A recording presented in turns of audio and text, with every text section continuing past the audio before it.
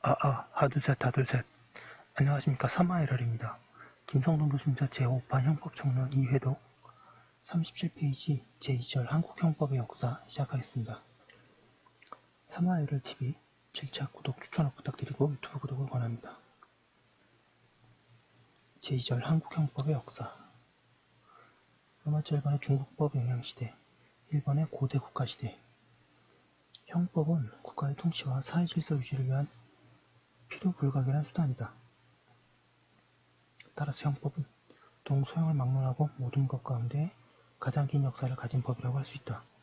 문헌상 우리나라 최초의 형법은 고조선 시대의 8조 근법이라고 할 수 있지만 삼국시대부터 고려시대까지 우리나라의 형사법제의 전범이 되었던 건 중국의 당률이다. 참고로 중국이란 나라를 인정하지 않고 그 시대의 나라를 의미해서 당의 당률이다의 표현이 더 정확합니다.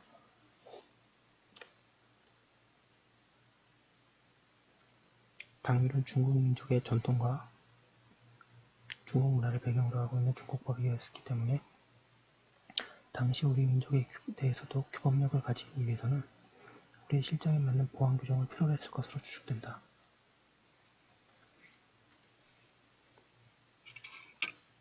38페이지 2번의 조선시대의 경국대전. 조선시대에 우리나라에 적용된 형법은 기본적으로 조선의 대명률이었다.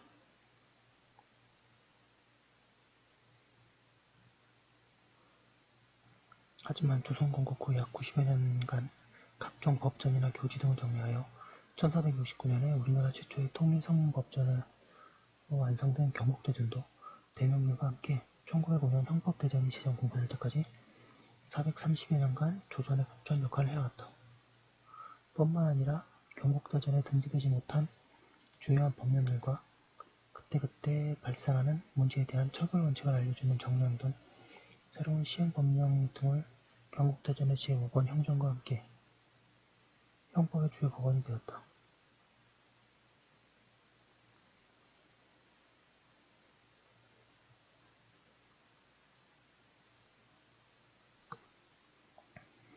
조선시대 형법은 동일한 범죄에 대해서 사회적 계층과 신분에 따라 형벌을 달리하는 신분 형법이었고 형벌 집행에 대한 연좌제 및 고문이 인정되었다. 따라서 오늘날의 형법과 같이 개인의 자유와 권리를 보장하는 기능을 수행하는 보장법이 아니라 일종의 통치수단으로서 기존의 질서와 전통사회의 가치를 보호하는 보호법적 성격이 강하였다. 과도기의 형법 대전시대 1894년 갑오병장 이후 신정의 이조가 반포됨으로써 사회적으로 상민과 양반의 계층을 없애는 동시에 노예가 해방되었고 특히 형법에는 연좌제가 폐지되었으며 육형, 유형, 참형 등도 폐지되었다. 이와 같이 잠정적 조치들의 전폭적인 개혁 입법에 한 것은 1905년 5월 19일 날 반포된 형법대전이었다. 형법대전에는 범죄를 체계화하고 형벌을 완화하는 등 근대화를 위한 기틀이 마련되기도 하였지만 대명률, 대전회통의 조례도 많이 수록되어 있었다.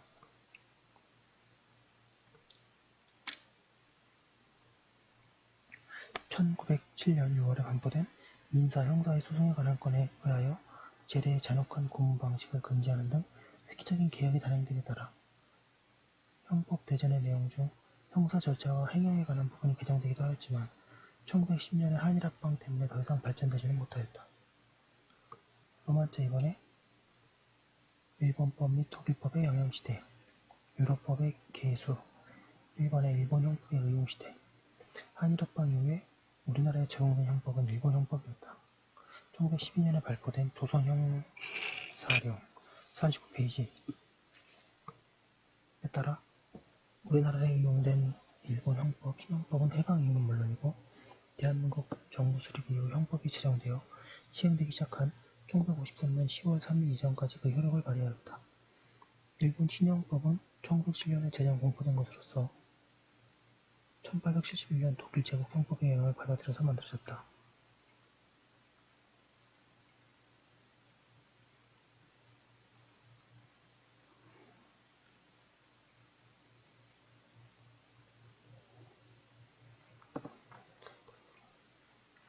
일본 신형법은 천황제의 국가 체계를 강화하기 위해 국가 권위주의, 국가 절대주의 및 형벌 적극주의의 특징을 가진 채 우리나라에 그대로 적용되었다. 뿐만 아니라 당시 일본의 국내 사정에 따라 국가주의적 요청에 부응하는 형법 이론을 전개한 일본 학자들의 형법 사상은 전후 우리나라 형법학이 형성되는 초창기에 일부 한국 학자에게 전수되기도 하였다. 이번에 한국 형법의 제정과 정체성. 우리나라 현행 형법전은 1953년 9월 18일에 제정 공포된 법률이다. 현행 형법은 개인주의와 자유주의를 바탕으로 한 오늘날의 헌법 이념을 비춰본다면 시대에 뒤떨어진 것이라고 할 수 있다.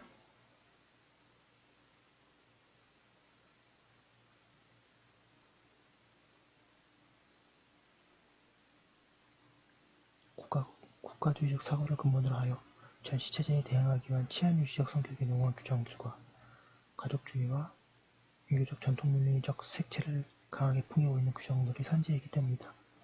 우리 형법이 이와 같은 특징을 가지게 된 것은 우리 형법의 초안자들이 모델로 삼은 일본 개정형법 가안의 영향 때문이라고 평가할 수 있다. 일본 개정형법 가안의 특징.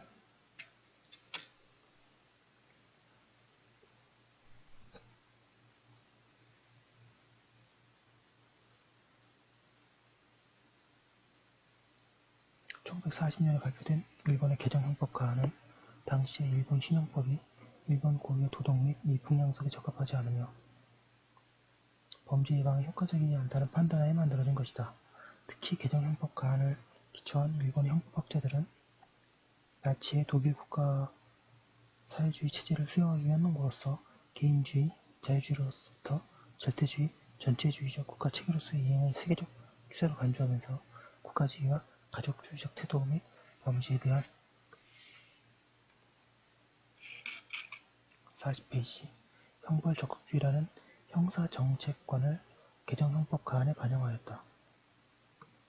일본의 군국주의가 절정에 달하였던 당시에 발표된 일본 개정형법 가안을 우리나라 개정형법의 모델로 삼았다는 사실에 대해 일부 반론을 제외하고는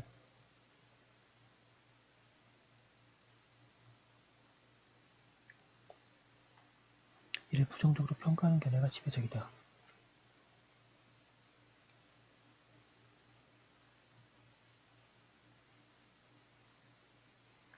한편 독일 형법의 영향을 받은 일본 형법을 계수한 우리나라의 형법의 계수사 때문에 우리나라의 형법학이 오늘날까지도 독일과 일본 형법학의 영향권 하에 있는 상황에 빗대어 사고 도구는 독일식, 용어 그 자체는 일본식이라는 평가가 이루어지고 있다.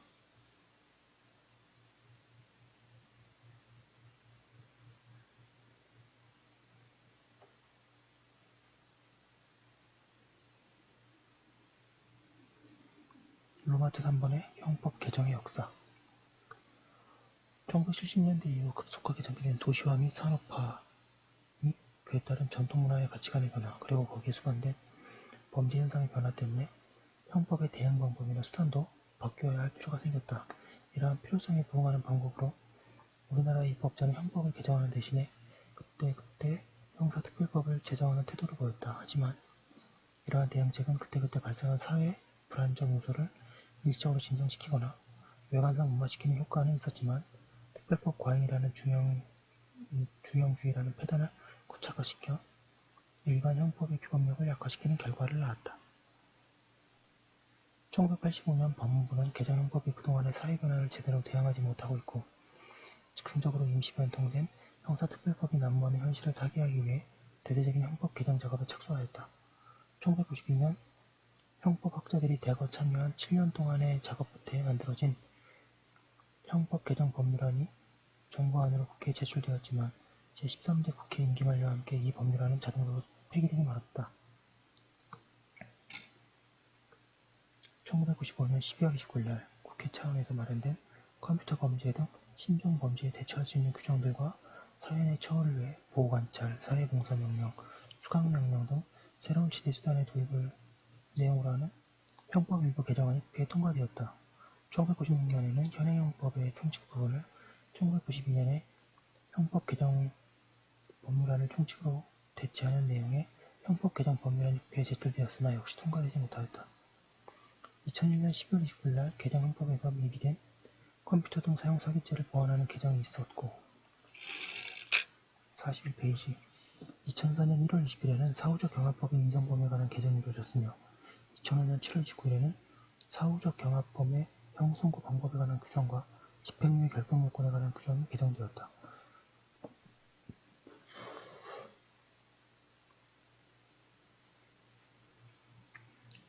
2007년 2월부터 법무부는 형법의 전면 개정 및 형사특별법의 형법정 편입 등을 위해서 법무부 장관 자문기구인 형사법 개정 특별분과위원회를 확대 개편한 후 1985년부터 삭제된 개정 작업과 같은 규모로 전면적인 형법 개정 작업에 착수하였다.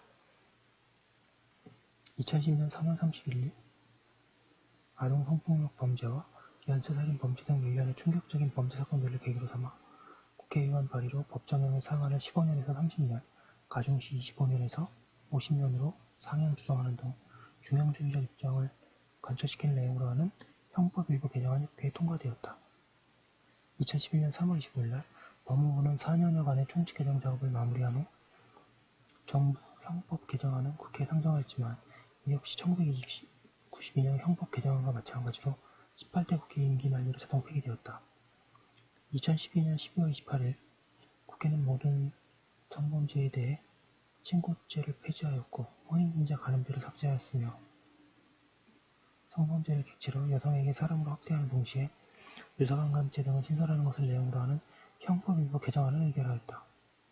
2013년 3월 5일 국회는 유엔 국제조직범죄방지협약 및 인신매매 방지 의정서 등을 이행 입법을 위해 형법전에 인신매매죄를 신설하고 이 죄에 대해 세계주의를 국제형법의 원리로 도입, 범죄단체 조직죄의 구성요건 변경, 도박과 목표에 관한 죄의 법정형 상향 등을 내용으로 하는 법무부 발의 형법 일부 개정안을 통과시켰다.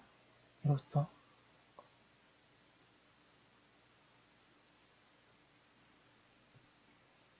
1995년 12월 29일 컴퓨터 등 사용 사기죄 등의 신설 이후 17년 만에 형법의 신종범죄가 신설되었다.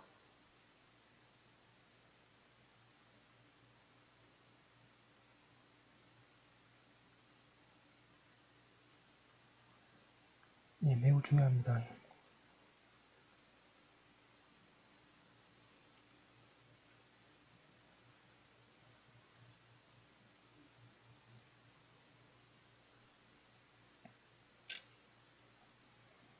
2014년 4월 29일 국회는 이른바 황제노역 사건을 계기가 되어 벌금 액수에 따른 노역 일당의 상한선이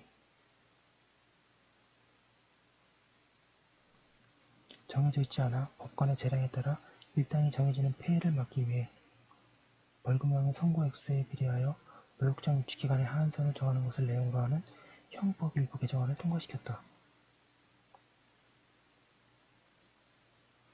2014년 12월 30일부터는 형법 제30조 제목이 심신장애자에서 심신장애인으로 변경되었고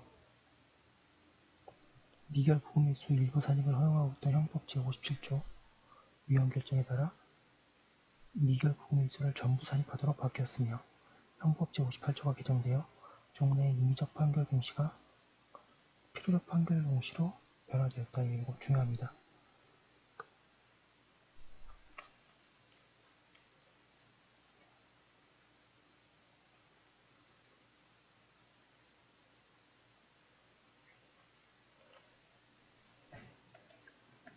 2016년 1월 6일 수용자와 집행유예자에 대해서 전면적 효율적 공법상의 선고권을 제한하고 있던 형법 제43조 2항에 대해 헌법재판소의 위헌 결정을 반영하여 동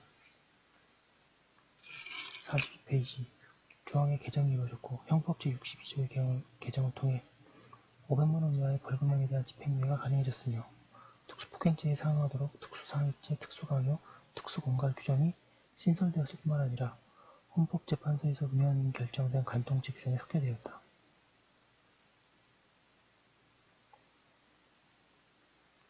2016년 5월 19일 배임주체죄의 구성요건을 정비하여 부패를 방지하고 유엔 부패방지협약 등 국제기준에 부합하도록 제3자로 하여금 재물이나 재산상의 이득을 취득하게 하는 행위도 처벌할 수 없게 되었고 형법 제357조 제3항을 개정하여 그 제3자가 배임수재죄의 정을 알고 취득한 경우에는 제3자가 취득한 재물이나 재산상의 이득을 몰수 또는 추정할 수 있도록 하였다. 예, 엄청나게 많이 바뀌고 있습니다. 2016년 12월 20일 외국에서 집행된 형에 대한 임의적 감경만 규정해왔던 형법 제7조에 대한 헌법재판소의 헌법불합치 결정을 반영하여 외국에서 집행된 형의 전부 또는 일부를 선고하는 형에 합리적으로 선입할 수 있도록 개정하였다.